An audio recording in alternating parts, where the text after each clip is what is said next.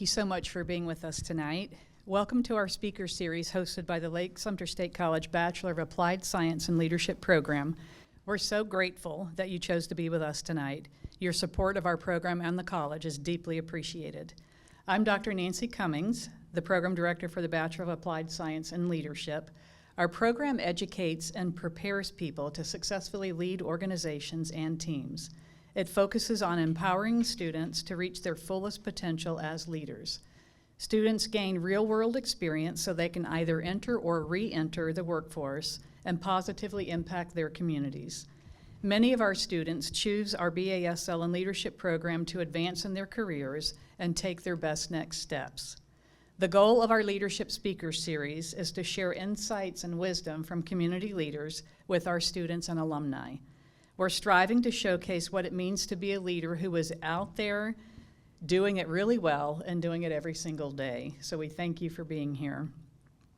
Through stories and shared experiences of our panelists, our students gain real-life perspectives that they can immediately apply into their own educational and professional journeys.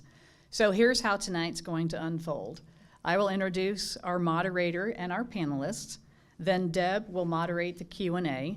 We'll intentionally leave some time at the end for your questions.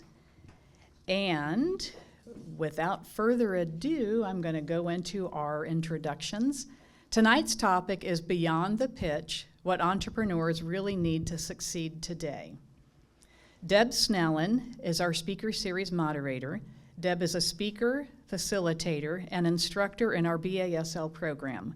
For the past 12 years, Deb has served in higher education leadership roles as a passionate strategist for all things related to talent management and organizational excellence. Deb is also an accomplished author, and I love to share this. A fun fact to know about Deb: her first book was recently published and is on the shelves. It's titled Scalable Talent Management, Proven People Strategies for Excellence in Organizations of Any Size.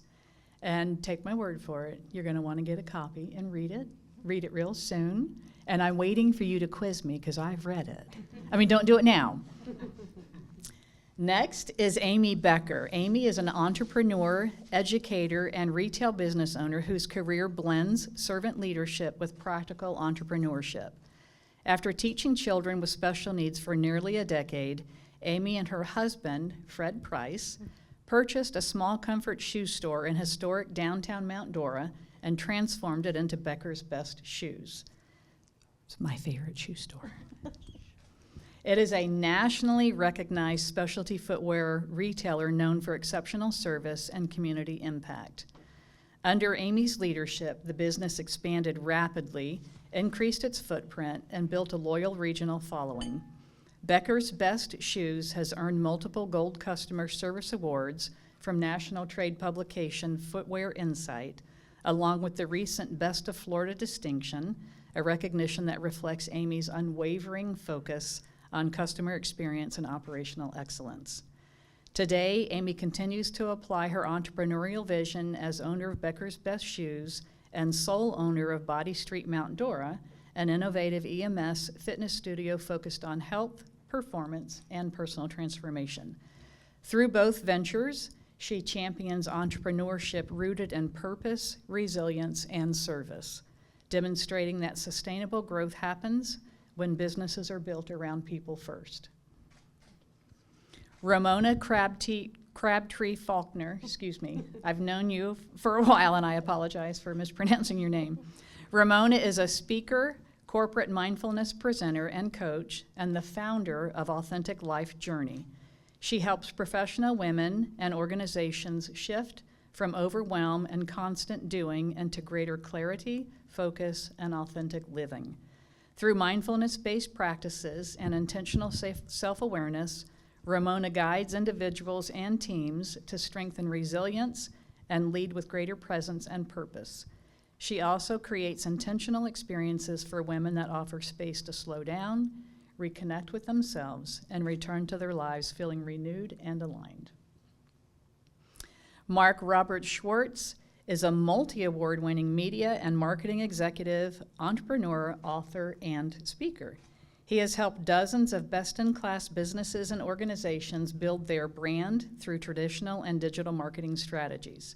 Mark has been honored and recognized with 3 regional Emmy Awards, 19 Telly Awards, International Incubator Business of the Year in 2012, twice named to the Gator 100 for fastest growing companies owned by a University of Florida grad, go Gators, and his agency, Red Apples Media, was named a best place to work right before he completed the sale of the agency in 24. Mark is also the author of The Red Apples Way, which was released by Indie Books International in January, and it's a candid, entertaining story of how 9 core values turned a company founded on fear and desperation into one of passion and purpose. Deb, with that, I'll hand it over to you. Literally. Good evening. Good evening, panelists. Thank you so much for being here. Thank you to our students and to the community for being here as well. We are recording, so we say hello to anybody who's watching us from the comfort of their office or their home. So we have a set of questions. I think you've seen them in advance. I have a couple that are not sent in advance, so we'll save those for a little later. And this is very informal. So we want to hear from all 3 of you on all these questions, but just jump in whenever you want to. We won't have much structure other than that I'll ask the questions and you'll have all the answers. So the first one is, hopefully, yeah. First question is, what's one myth about entrepreneurship that you wish students would stop believing, and what is the opposing reality? You're jumping right in. Go ahead. So, hustle is not the way. Oftentimes we think we have to work, go, go, go. My dad actually said to me when I started my own business, you just got to get on that bike and pedal really hard, girl. And so I did, to my own detriment. So what I would say is that you want to move through your business intuitively. It doesn't mean you don't work hard. We work hard. But if you are working every day, all day long, and not giving yourself time for rest, then where's your creativity coming from? Where is your ability to find that inspiration that's going to open up the space a little bit more? So I would invite you to never pick up the hustle hat.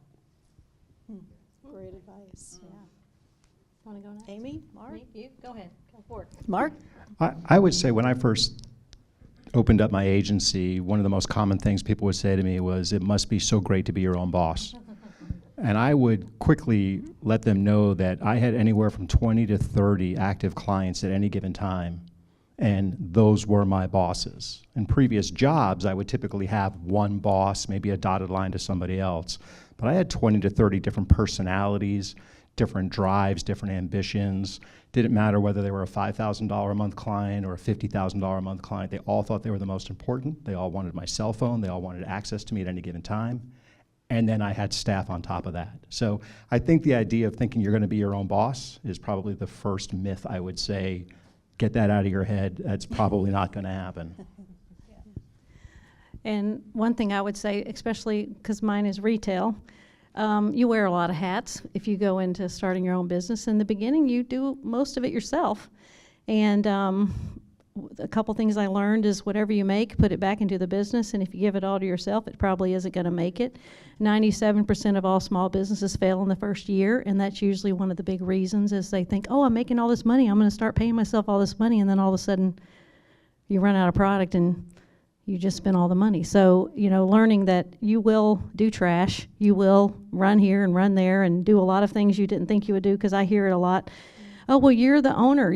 This shouldn't be a problem. I'm like, I haven't had a day off in a few days. And they're like, well, but you're the owner. It's like, well, yeah, but I still want to, like you said, have a little time to let my brain relax. And so it's one of those things where you do need to take time building something, and then you also need to recognize that it doesn't matter what the different jobs you have, you'll probably do all of them.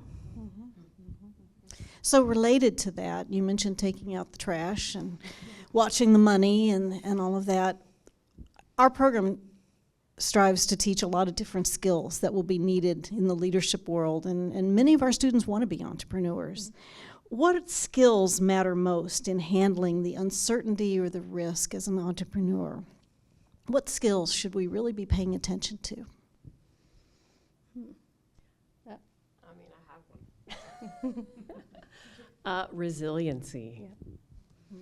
Have a resilient heart. Everything's not going to go well all the time. There's going to be times where it's going to feel hard, and that could last months.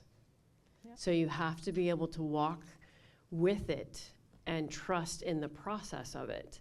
When we don't trust in the process and we're trying to mind it into being instead of flowing with it and honoring it, that's that action and rest.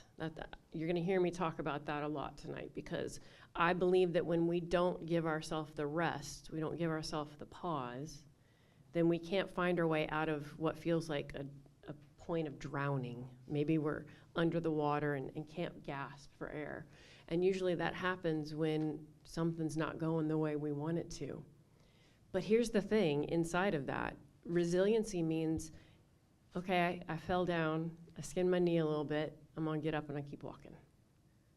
And every time you get back up and walk forward and take another step, you're building that resilient heart. Can I just follow up a little bit? Mm-hmm. Do you feel like resilience is something you went into a business owner, or is it something that you learned along the way? You definitely have to learn it along the way. I've been an entrepreneur for 25 years, and I had no idea what I was doing when I got into it. I was like, oh yeah, I can do this thing. And boy, I opened the doors to my storefront in November of 2006. I went on vacation for 10 days, and I came back, and the bottom fell out of our economy. And I was stuck with a 3-year lease. And I had to figure out how to be okay in the midst of that. Yeah, I would say there's no giving. I mean, once you make the step, like you did this 3-year lease, you're in. It's not like you can say, oh, this is harder than I thought, I think I'll quit. It doesn't work that way. And also, I wouldn't say I would have jumped into being an entrepreneur from the beginning. I think so many jobs that I've done along the way, when I was in school, when I was in high school, when I was in college, all of those little skills I learned along the way has helped me be what I'm doing now. You know, so I wouldn't necessarily recommend someone to jump right in. Oh, you're going to own your own business. It's like, okay, well, what do you know about that? And there's a book that I'm actually happy I didn't read it till after I had jumped and opened a shoe store, because I think I might have scared myself right out of it. It's called The E-Myth, and that's where I learned how many businesses don't make it in the first year, and it starts explaining why that is. And so a lot of mine was faith. I really had done a lot of things in sales, and I knew and I believed in the product. I can't sell something I don't believe in. And I did teach for a long time, and there were some situations that came up in the industry where education was making some changes, and so I had to make a decision to either, I couldn't stay in for the reasons that in the change, and so I had to make a decision. And that was hard, because I really love what I was doing. And then selling shoes is, to me, a lot like special needs kids, and I worked with special needs kids, because every foot is different. And so I took all the knowledge that I had over the years and through my lifetime. I mean, I went back to school at 40 and got my master's, so it's never too late. At 60, I just opened another business. So just know that your journey along the way is how you get where you're going. And sometimes we had a second store, and it was in DeLand. COVID came. Guess what? COVID killed that store. I didn't see it as a failure. We actually closed a store and expanded another one. So a lot of things is just you got to go with the punches, and you got to go with your gut. A lot of times people say I have a lot of chutzpah. Mm-hmm. You know, you have to be brave and not afraid. You know, when COVID happened, I didn't know if any of my employees were going to work. So all of a sudden I realized, well, I can't close. This is my livelihood. I might be the only one working for the next however many months. So, I mean, a lot of it is just, when you're in, you're in. You got to give it everything you got, because if you don't, who will? You know, so it's a lot of, like she said, it's that it's a tenacity. There's so many words you could use that make you do what you do, and it's a lot of faith. It's a lot of, okay. I mean, we expanded one store in the middle of COVID, and I was like, okay, you know, I'm talking to God. I'm like, we're going to go big or go home. And if you don't want us to go big, it's going to fail, and then I'll have to find something else to do. So, I mean, it's just sometimes, it's just, my husband and I have this picture that is two older people jumping off of the end of a pier, you know. It's like, it's just a leap of faith. In a good way. In a good way, yeah. In a good way, just like, okay, we just jumped without really a safety net. We jumped, and we just worked hard, and he's kind of in the back row back there, and without him, I can't, all the stuff that happens behind the scenes is what he's doing, and I can't do it without him. And so it helps to have employees that support you. I mean, there's a lot of more questions. We'll probably get to that, and I know he's got some great knowledge down here at the end, so I'll leave it at that. No failure, part of the journey. I love that. Yeah, Mark. Specific to your question, I think the answer varies with the individual. And what I would recommend is the individual needs to recognize what their strengths are, but more importantly, what their weaknesses are. So painting with a very broad brush, creative people are not typically good business people. Analytical people don't typically have really good people skills.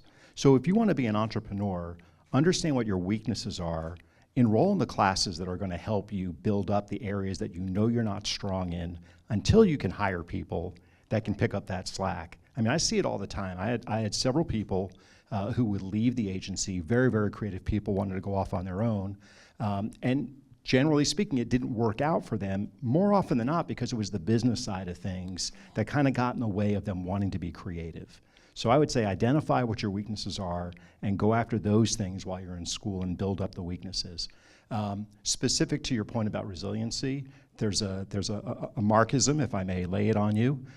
Take pride, don't take it personal, which is a really, really hard thing when you're an entrepreneur because you believe that everything that you have built is personal. You know, this was my baby, this is my blood and my tears and my heart and my soul, and no, it's a business. You are who you are, and a lot of the adversity that you're going to run into very, very rarely is because of anything personal. And I think your ability to be able to separate yourself from those things is going to help your resiliency. It's going to help you realize that being an entrepreneur is a marathon. It is not a sprint. Yeah, quite the journey, as you said. At what point did you realize that being an entrepreneur also meant being a leader, since we are a leadership program? What's the intersection of those two concepts? And did that change your approach, or do you even see it that way? Specifically, what came to mind with that question, running a shoe store, you know, people will come in and say, you know, want a discount, can I talk to the owner? You know, like something's going to change if they talk to me rather than the staff. And so consistency is so important when you run your own business, no matter what it is. You don't keep changing the rules, because then what do you have staff for? Because then someone figures out, oh, well, if I just go talk to the owner, I'm going to get this deal. And so, and I don't want my staff to feel like they can negotiate on price. I mean, we have a price, this is what it is, and when we have a sale, we have a sale. And so this goes way back to even my great-grandfather. They believed, and they were one of the first retailers to ever price goods, because that's when there was a lot of bartering going on. And so they just believed if a kid came in or any age came in, this is what it is, so that you didn't have to try to figure it out. And so that consistency earns the respect of your staff, number one, and then it also, as your customers, you know, you need to have a rule, come up with the plan, and stay consistent with it. Because your customers come to expect that as well. Right, the consistency. right. Because you don't want to, you know, I mean, a funny, interesting story, years ago I lived in a house and this guy came to try to sell me windows. And so, you know, you're sitting there through this whole spiel, and then he starts giving you a price, and then it gets lower, and then it gets lower, and then all of a sudden he says, well, don't tell the neighbor down the street that I'm giving you this price. That really irritated me. And I said, I know that neighbor, and I don't care if you give them to me for free. I'm not buying them now, because you've just changed the atmosphere of what we're doing here, and I don't agree with the way you're selling. And so that was the end of that. But that's kind of my belief in how you treat people, how you expect to be treated. And so it just is a, you know, it's your core. I mean, you're selling yourself most of the time, so you want it to be consistent, so. I think that happened to you so that it affected you, how you run your business now. Of course, yes, of that course. story Those are stuck those with you. rules that you kind of go, that makes a lot of sense to me. That should be how we present ourselves to the public. Right, yeah. Well, thoughts, leadership, and entrepreneur. Who wants to jump in? Mark? When I started my company, I was, you know, a one-man band in a 10-by-10 office in the Leesburg Incubator in downtown. So I was the leader of my own self. But as the company grew, I started to understand, and in the introduction it was mentioned that I just put out a book, The Red Apple's Way, which is based on core values. And what I started to understand was that I knew what I wanted the company to be. And as a leader, I felt it was my responsibility to set the tone of what the company stood for. And eventually those core values weighed into the type of people we would hire, the type of clients we would take on, the type of vendors we would work with, the role that we would play in the community. So to me, it wasn't necessarily as much of you know, doing somebody's annual report or, you know, hey, you're taking a few too many smoke breaks or whatever the case may be. To me, it was a matter of setting the tone for the organization and then making sure that that was used consistently for accountability, for differentiation and marketing ourselves within the marketplace. Why would you work with Red Apple's media as opposed to another entity in the area? It was because of the core values and the brand that we were building around those values. To me, that's where the leadership really started to kind of take shape for me. And that was due in large part to some of the organizations I had a chance to work with leading up to that point in my career. Thank you. Ramona? I was in the same boat. I started out as a massage therapist. It was just me, myself, and my table, right? And I don't really think that understanding leadership came in until I started my second brand. So my first brand was encouraged to get started because my dad's like, you need to go and have a shingle. And I'm like, okay, sure, why not? And then I learned a lot over those 10 years. I also had a lot of lessons that that had, you know, physical and emotional tolls for me to work through. And in 2016, when I began to really get to know me and understand who I am as a human being, and I started moving into that self-leadership space, really focusing on, you know, who am I, what are my values, what is my integrity, and how do I want to show up? And then I started attracting the people that met that same value. And now where I'm at with my business is transforming again. And the attraction is still the same. It's how do we bring in that, that intentional movement forward, the same like hearts that see things in the same way that I do, so that we can create the container that is going to offer whoever is coming into that to receive the intentions that I have set for the company. Good. Thank you. I wrote down a note. If we have time, I have a follow-up question about that. What advice, we talked about failure a little bit, what advice would you have students who fear that failure if they become an entrepreneur? Expect it. Well, fear is sometimes a motivator. So, you know, faith and fear kind of can't be in the same place. So, but it is scary sometimes. I mean, you know, back in October, we had 19 inches of rain in 6 hours. And guess what? It washed out Donnelly Street, which is a mile from our store. And it got all over the media that Mount Dora's closed. Well, I mean, that was fear. I mean, it was like, oh my gosh, people think the whole town is closed, and that's how we make a living. Mm-hmm. And so instead of just living in fear, I got in the car and drove over to the city and said, we need to get some media out that Donnelly and Mount Dora is open. So, I mean, instead of just getting, oh my gosh, what are we going to do? We all gathered together as a community, and we all went out and started finding, I found clients and people that came to my store and shop that I had no idea they had media connections, and all of a sudden people just came out of the woodwork to say, we need to help. This is our little town. We need to help it. And so you need to take it. When you feel that fear, there's usually an action that needs to happen next. So you got to figure out, what is the action, or what am I fearing, and then what can I do to overcome that fear? It's scary to start your own business, but there's a reason you wanted to do it. And I always, when we have those rough times, or we're going through a hurricane and you're wondering how slow it's going to be for the next couple of weeks, I just remind myself, I know I was supposed to open this shoe store, or this my other business too, Body Street.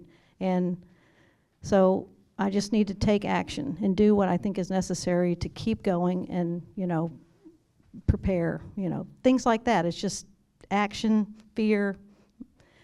Don't quit, though. No quitting. And when I said expect it, I meant expect that you're going to fail. Yeah. Expect that things are going to happen that are out of your control. Fear in my work is the opportunity to go, okay, let's dig into what's going on and what I need, and get some journaling going. That's that self-leadership. That's the digging into myself and making sure that I'm doing the work that I'm sharing with others. And then what that does is that I really loved this phrase that I came into many years ago, and when things don't go my way, failure. What's the gift of this situation? What did I learn here? What did I gain that if I hadn't gone through that, I wouldn't be able to do the thing that's coming next, right? So failure is falling forward, right? We're moving into the next thing. The only way that failure wins is if you don't get back up. One of my favorite quotes is from Stephen Bochco. He was the executive producer of many, many things, but Hill Street Blues was probably what he was best known for. And I read a quote from him that said, "Failure is not an option, it's just a nagging possibility that keeps me focused."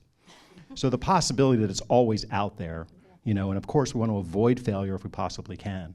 I will build upon what you just said, because I think very often when we take a step back, we find that what we thought was failure might have been a blessing.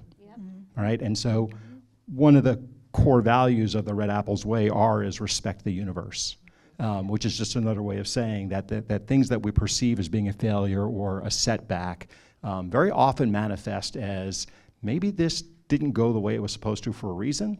I learned something from it. Chances are I'm going to be better off because of it. Clients that we really thought we wanted to land and didn't work out later realized they probably would have sucked the life out of the organization had we landed them, no matter how valuable they might have been from a cash flow standpoint. So I think that's an important thing to remember, is perspective. Lick your wounds for a couple of minutes, move on to the next thing.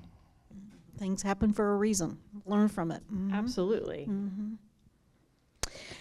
The next question is about resources and support. What resources or support systems made the biggest difference in your journey? And how can students tap into those as students in our program? Learn to network immediately. I organically networked most of my career. I didn't put much value in the concept of joining groups and meeting people, because it wasn't something that I had learned. Over the past year and a half, I have entered a whole new world. So that is the key that I want to hand to your students, is put yourself out there into these networking organizations now. Get to know people that are in the industry, that are in your community, that can support your ideas and inspiration, that can talk to you about their own experiences with whatever it is that you feel inspired to do. Because what that's going to do is, first of all, it's going to give you resources. And second of all, it's going to give you the opportunity to maybe learn some things that you don't have to go through the hard way. So networking is, I think, for me, the tool that I would like to, if I had been given that 25 years ago, maybe I would have had a different experience along the way. That's helped us a lot too. We joined the chamber in downtown Mount Dora immediately when we opened. And so you meet a lot of people. And then even going back, when I went back to school to get my master's at 40, I wanted to be a teacher, but I wasn't necessarily sure what age group, or so I signed up to be a substitute teacher while I was going to school. And so it helped me get out there in the different schools and see where would I like to work, where would I like to, what age group I wasn't really sure, and it ended up being that I really loved elementary age group. And then I ended up being a special needs hospital homebound teacher, which I had no idea, that came out of left field, that was going to be my specialty. And it turned out I was really good at it, but I had no idea that that's where it was going. So find the field that you're interested in. I mean, I went with little cards to schools that I really wanted to substitute at, but they were full and they had their favorites, so they never would call you. And I went around with little cards and introduced myself. And then the school I really wanted to work in, somebody called out on Christmas Eve, or, like right before Christmas break. And I was like, oh yeah, I can be there in 20 minutes, So, and then they got to know me, then they started calling me. So if you are interested in a field, I definitely say network in those fields, go to those places, volunteer, find someone who you can mentor, And I had a mentor that helped me with PE. I met someone and they helped me in the beginning of what I was doing. And so even if it's not in the field you want to go in, I would also recommend you need to be out there. You need to have some job experience. You need to work those tough jobs and those interesting hours, and then get that experience, because it's really hard to start from nothing, not having any experience. So those are just some of my words of wisdom. Thank you. Mark? We were an incubator business, so we were one of the original, it was Leesburg, the city of Leesburg, Lake County, and UCF at the time, and it was down in downtown Leesburg. And a fabulous class, if you will. It was myself, Dennis McGee, who owns the Mr. Handyman franchise, and Mark Starcher, who owns Evergreen Construction. And whether it was the incubator that we can attribute our success to or not, I will tell you, if absolutely nothing else, it was like being in a dorm. We came back from calls and we would celebrate our successes or commiserate over our failures with each other at the time. So that was a fabulous resource to have. I will also tell you that I made very early mistakes on both the legal side and financial side. And it was because I was trying to save money, and it actually wound up costing me more money by not finding a good attorney, a good bookkeeper or accountant. We were a marketing agency, so we knew how to do that part of it. But having some good marketing people to support you, I think, is also, I think it's unfortunately seen as an expense that can be ignored initially until the money starts rolling in. I'm going to put up a Facebook page, and I don't think it works that way. So I think that there's some very important resources that, as part of your business plan, make sure that you have budgeted and accounted for. Great advice. Great advice. Thank you. You mentioned incubator. The next question has to do with the startup ecosystem that's pretty strong in Central Florida. What opportunities do you think students should be paying attention to right now? What opportunities do you see that are out there?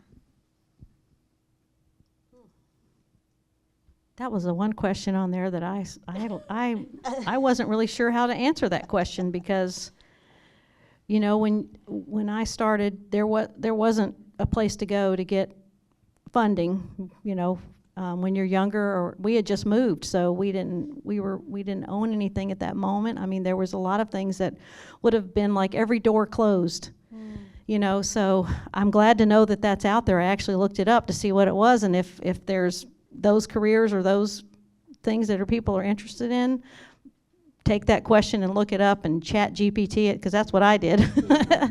And then if it's an area that you're interested in, I certainly would suggest to them to pursue what is from that question, because I didn't know anything about it personally. So, that's all I could say for that particular one. Yeah. The SBDC offers free resources and programs. In fact, I think I just saw something come through my email the other day that they're doing something for maybe something with accounting. I can't remember exactly. But these are free classes that you can go to. You can actually sit down with someone at the SBDC and they'll talk with you about your vision. I think they may even have mentors. So, that's a great resource to lean into, especially if you are starting your own business, because they are going to help guide you.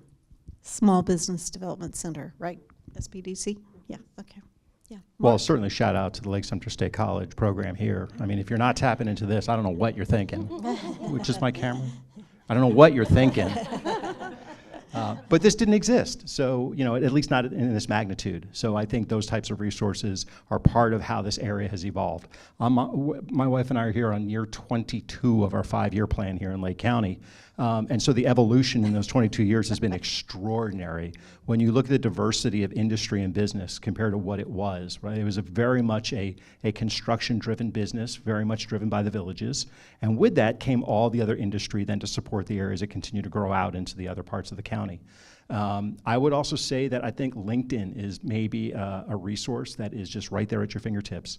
Because if you are a budding entrepreneur in retail, to be able to go onto LinkedIn and find somebody who's local, who you might take for a cup of coffee or a lunch or something like that to kind of pick their brains a little bit, it's incredibly rare that you'll find a fellow entrepreneur who knows what you're going through that will say no to you. You just have to make the ask.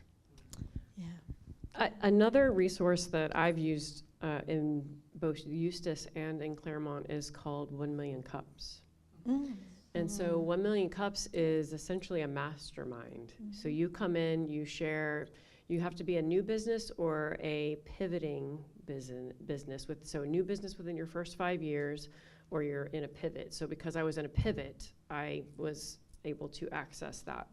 And you step up in front of a room full of people, you share for 5 minutes the pain point that you have in your business, and you get a room full of feedback. And then 6 months later, you come back and you share what happened since you were with them. And I did that in July. Within, I believe, 6 weeks, I had launched my first product with my new brand, my Reclaim Women's Empowerment Brunch, which very grateful to our dear friend here for supporting me. And so when I went back in, I was able to share with them that I had 55 women in the room. And that was a big deal, because that was a proof of concept. So 55 women to come into the room for your first time, like that was a big swing, and it paid off. To some people, networking is a scary thing. They think of walking into a room and having to talk, and that's not something they're comfortable with. But networking can just be calling you up and asking a question. So I'll put you on the spot. If any one of our students called you up and said, I'm a BAS-L student and I have a question, would you not answer the question? Would you hesitate at all? Of course we would answer the question, or at least I can speak for myself.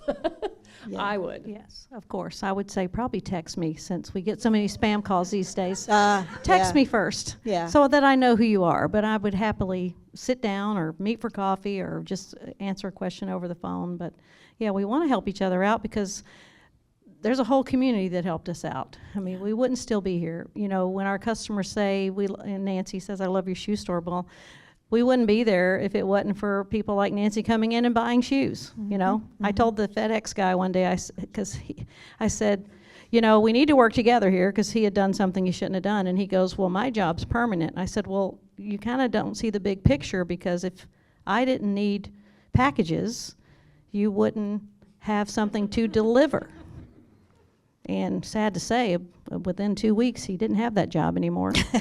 But, to realize how we get where we're going, because if no one was listening, in all of our jobs, if no one came, how would we make it? And so we have to work together and care about one another. And so it's a lot of that networking, and then remembering, why are we here? And someone said, if nothing's coming in, nothing's going out. So if people aren't buying shoes, then I don't have a way to pay my employees. And so we all need to see the big picture, just like the FedEx guy. If I'm not ordering, and of course I changed all of my accounts to UPS. So Did you look at his shoes when he what's came that? in? Did you look at his shoes when he came in? Just wondering. Hey, we give those guys a discount if they come in, so. I'd like to also just touch on the discomfort around networking. That was very uncomfortable for me. They put you on the spot. You got 30 seconds to give your pitch. This is who I am. This is what I do. That 30 seconds is not where you find the gold.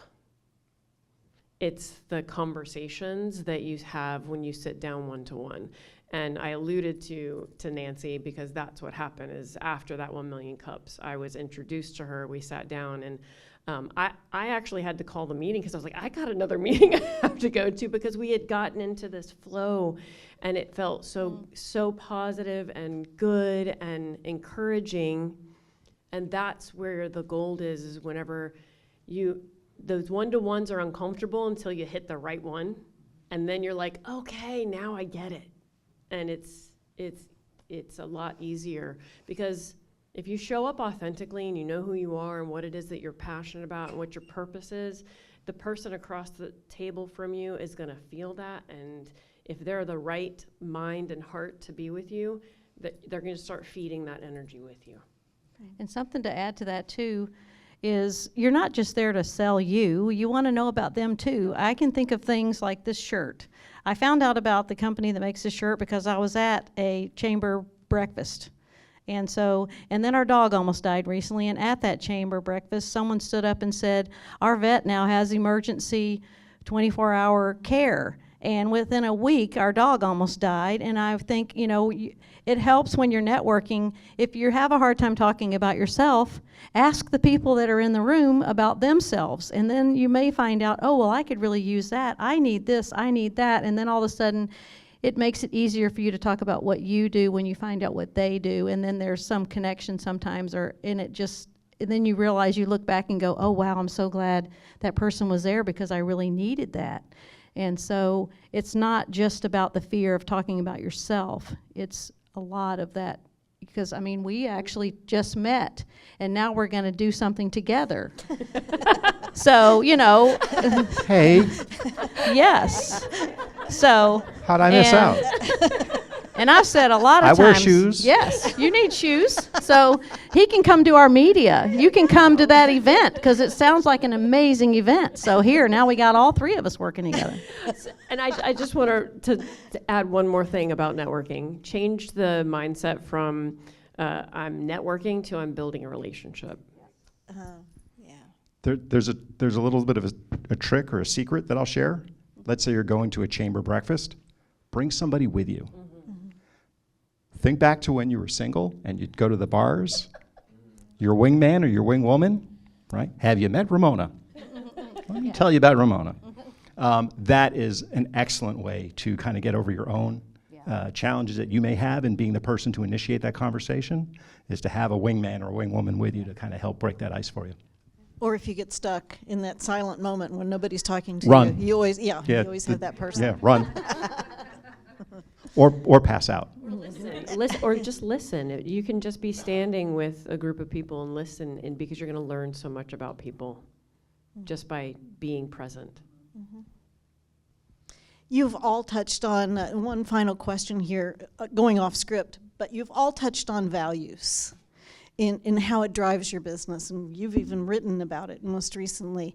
But how do students go about finding out their core values? How do you only have about a minute to answer this because we need to open it up for questions and answers, but how do you discover your core values?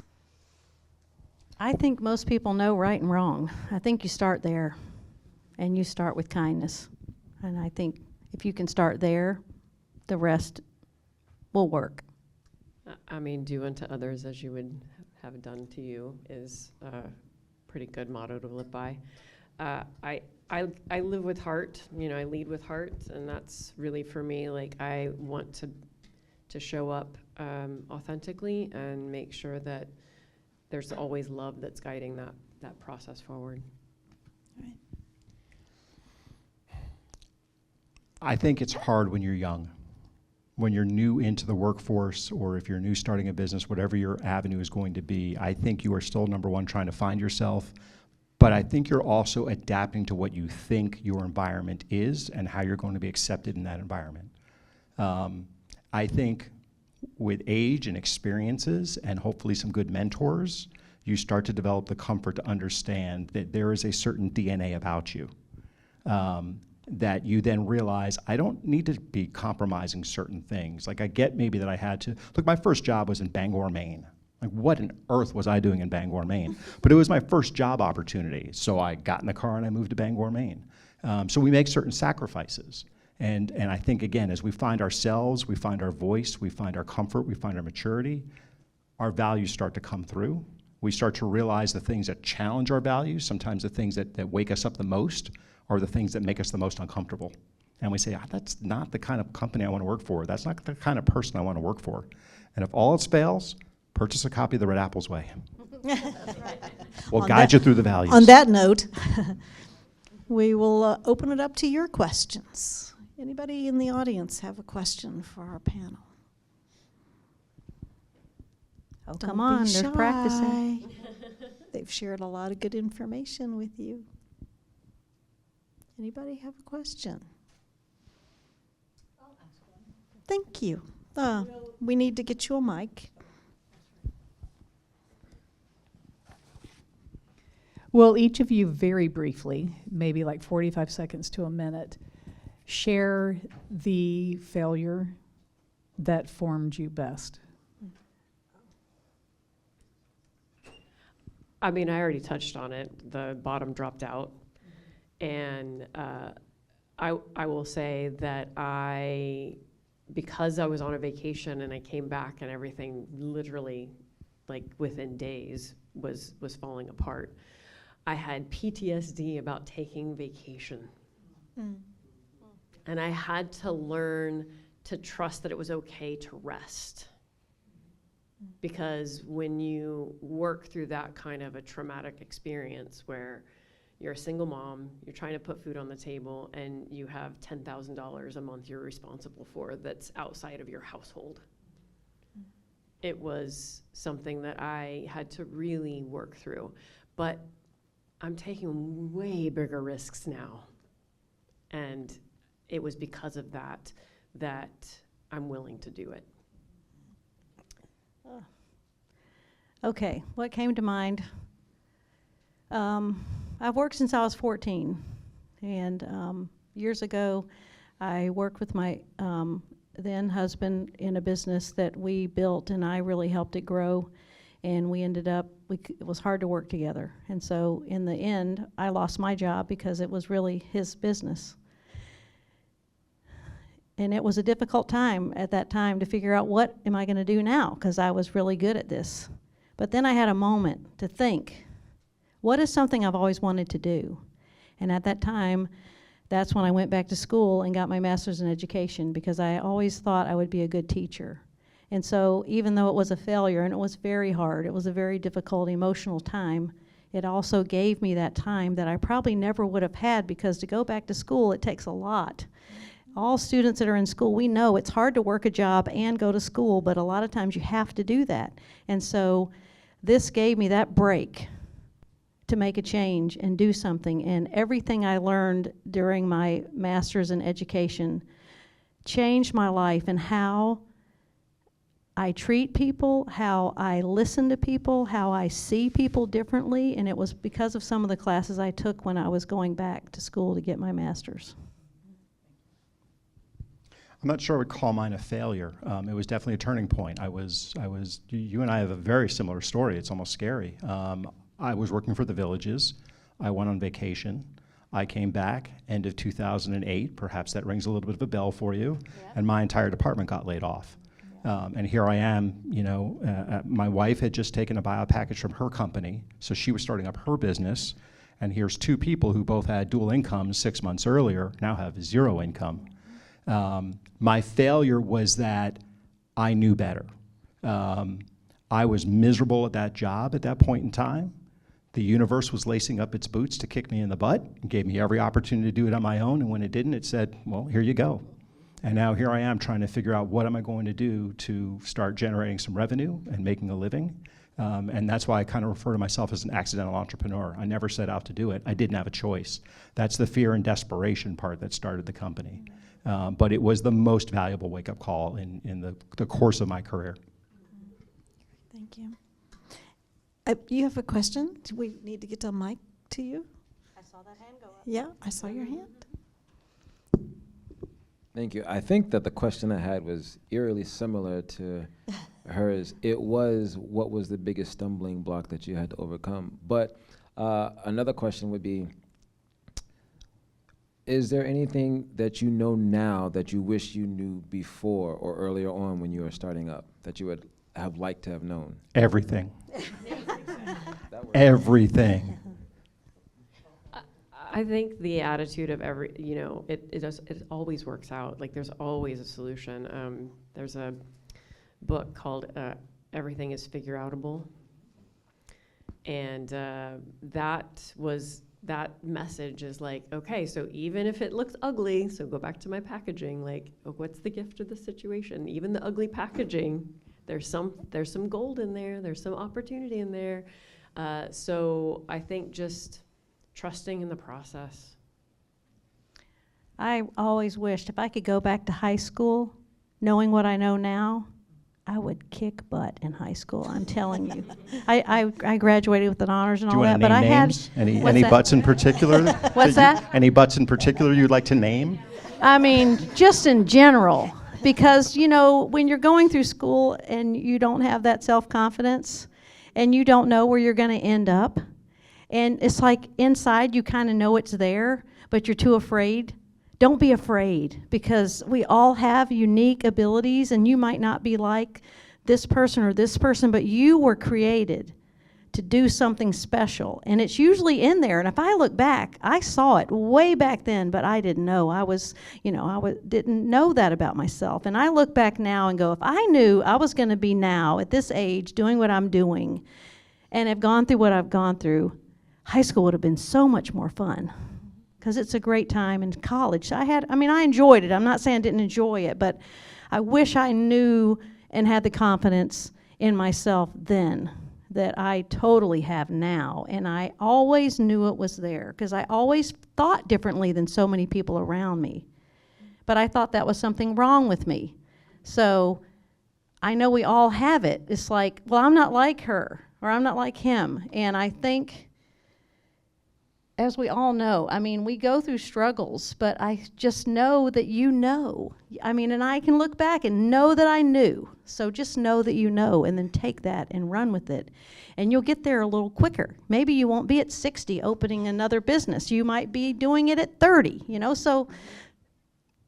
Well, and we Do talked that. about this before we started here tonight, which is so my background in yoga, one of the philosophies that we talk about in the yoga philosophy is the tapestry that you are creating, right? So you don't understand that you're weaving your tapestry all along the way. I have a project right now that's about to happen that I was out walking 3 days ago, and all of a sudden I went, oh my gosh, every single thing I've done my entire life is in this project.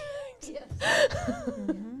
And it just became very, very clear to me, everything that I experienced, the good, the bad, the ugly, the easy, the hard, it's all because it's leading me to now. So just trust in that process. Trust in the journey. We have a question from a student, and I don't know. Michaela, do you want to ask your question, or do you want me to ask it? Okay, I'll go ahead. I'm gonna ask it just as she posed it to me. Have you ever reached a moment Should in this your... not be an exercise in networking? Like, we just talked about this. Come on, Michaela. I just don't want to put her too much on the spot. So I do have her question. Have you ever reached a moment in your career where you felt stuck or unsure what move you should make next? And what steps did you take? Never. May I intervene just for the sake of time, if we can keep it to about 45 seconds, and then we can Quick do our answer. wrap-up. So only stuck for yeah. a second. Yeah. Yeah. Yes, stuck, and have to. That's that self leadership. That having a relationship with self. That was the answer to becoming unstuck. Was how do we take whatever it is that's going on and find what we need underneath that feeling of stuck or uncertain or I don't know where to go. It took a year. I sat in silence. But I got to where I am now because 2 years ago I took that time. Running a business can be a grind. You're constantly going. You're constantly responsible for people and clients and employees and everything. And there were several times along that journey that I was just wiped and thought, I can't do this another year. And then something would happen, a new client, a new employee, you know, it's introducing the puppy to the older dog, and all of a sudden the older dog gets all this energy again. And so those little markers along that journey happen to me quite frequently. With the rest of my 45 seconds, I'm going to say real quickly that the one thing I missed on resources is to have a supportive family. My wife and daughter stood by me every step of the way, and they were on one heck of a roller coaster ride, and they were screaming the entire way. And so surround yourself with people who will support you. I think that's an important resource. I defer the rest of my 45 seconds. And I would say stuck sometimes is just wait. There may be a reason you got stuck because the answer's not right there, and it is, you just be patient because it may not be supposed to happen right that second, so you need to wait till that clarity comes. All right. Thank you so much for your insight and all the good knowledge that you shared with our students and the community. And I'll turn it back to Dr. Cummings. Thank you, and thank you for the point. We're also grateful that you are here tonight. Before we move on and I do the wrap up, I would love to give each of you a token of our appreciation thank from you. the program. Thank you. You are welcome. Thank you, Mark. It's $1 million. It is, it is. It came from 1 million cups. Right? There's no shoes in there, though. Yet. Yet. Remember, be patient. That's right. Wait. The shoes are not there yet. So in wrap up, I'm going to try to touch not the way that they did with the passion and the insight behind their words, but to give us a summary. Myths I want us to be mindful of and remember from learned experience. Hustle is not the way. Move through your business intuitively. Never pick up the hustle hat. And I know for some of us that are a little bit older, and I know with all of the work that a lot of us do, and most of us in here are also entrepreneurs as well, it's hard. It's hard, especially generationally, to not pick up the hustle hat because we were raised so different. So those of you who are younger, do not pick up the hustle hat. Be your own boss, and in doing so, you will do all the jobs as the owner. We heard that resounding. I'm going to touch on the 97% of businesses at the end because the SBDA and the SBDC do share stats on businesses at 1, 3, and 5 years, and I do want to close with that because that's eye-opening. So some skills to handle when you're an entrepreneur. First thing that was mentioned was resiliency, and have a resilient heart. Trust in the process, and please be mindful of action and rest. Learn the skills along the way that will lead you to it, and go with your gut. Be brave. When you're in it, do it. You need to have tenacity, and along with tenacity, you also want to lean into your faith. Recognize your strengths and your weaknesses and lean into both because they will guide you. Take pride. Don't take it personal. That was huge. How many of us have done something, and this is just a Nancy side note, how many of us have done something and it didn't go the way that we anticipated or wanted, and boy, did our big feelings get hurt. So as entrepreneurs, we can't let that happen.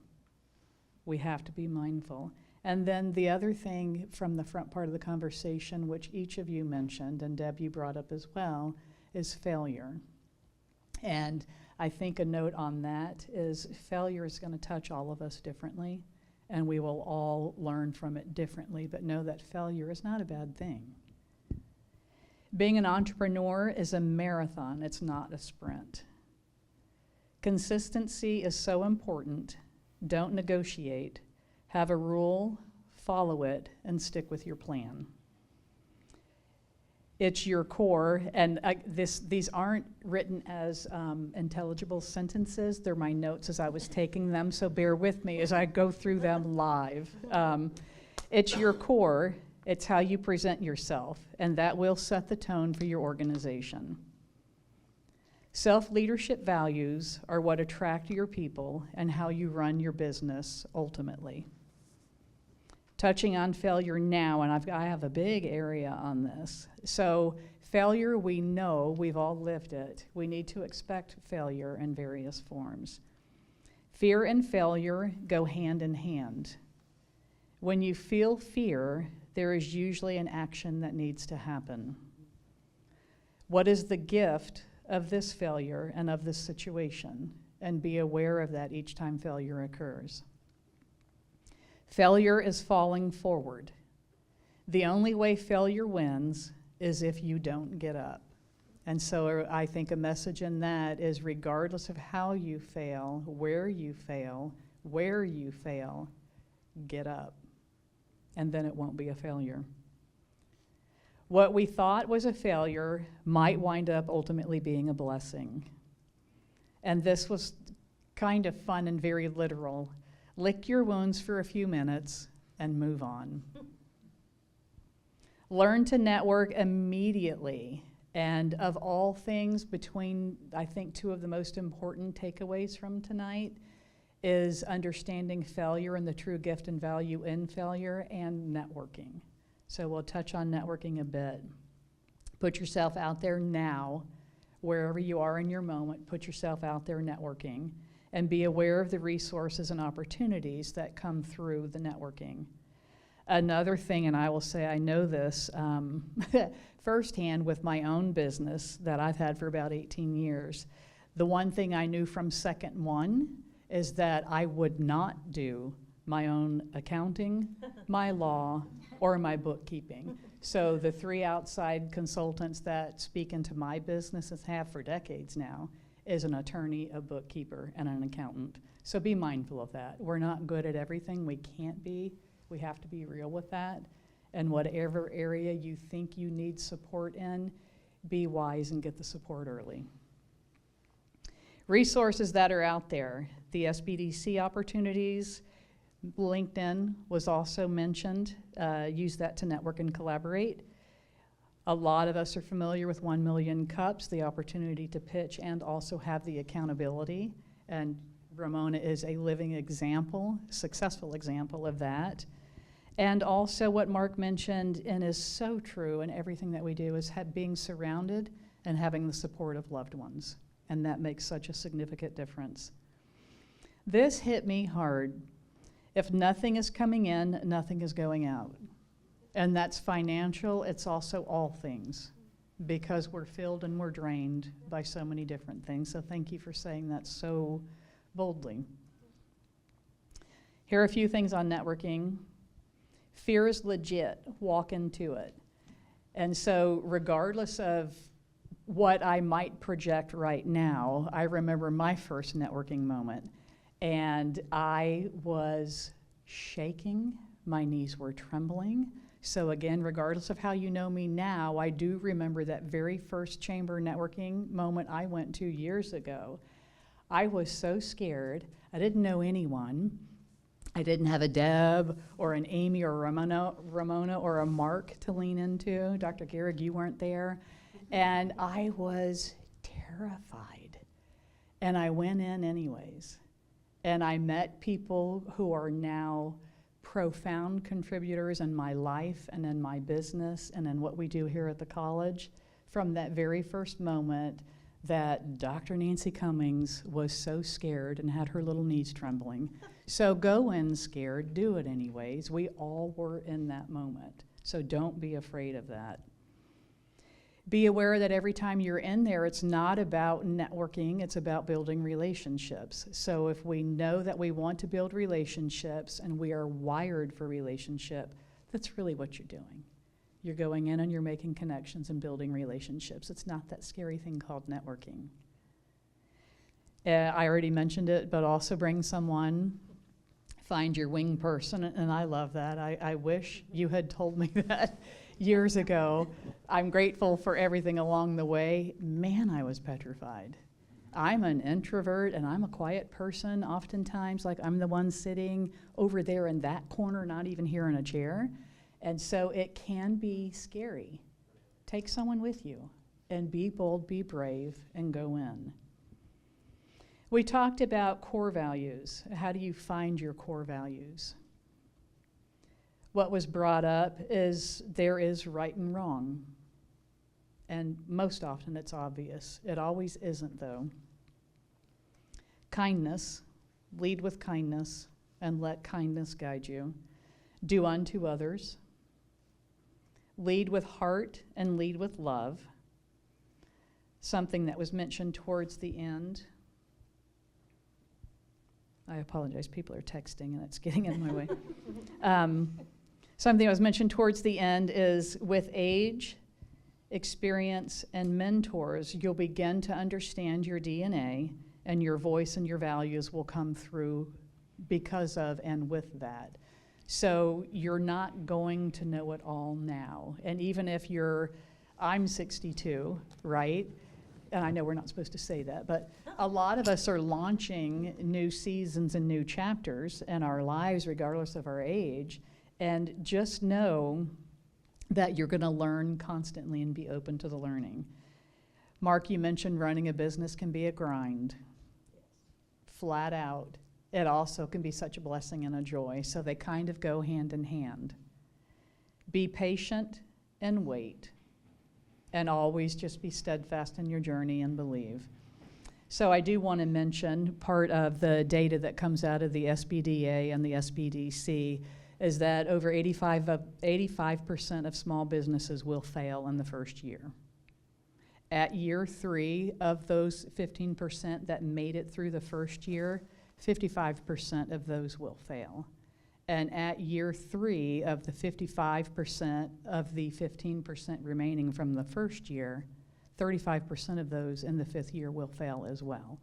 And so know that you need to start with a plan, lean into the people that surround you, get to your chambers, get to the SBDA, get to the SBDC, join all of those organizations, find a mentor, lean into people that you trust and you love and you respect, and let them guide you. There's not one of us, and Deb owns a business as well, there's not one of us that knows everything and could have done what we're doing by ourselves. So realize you want to find the right people, you want to surround yourself with those right people, and they're all out there. To Mark's point, walk into any of those meetings, everyone is willing to help someone else. So with that, I want to thank you.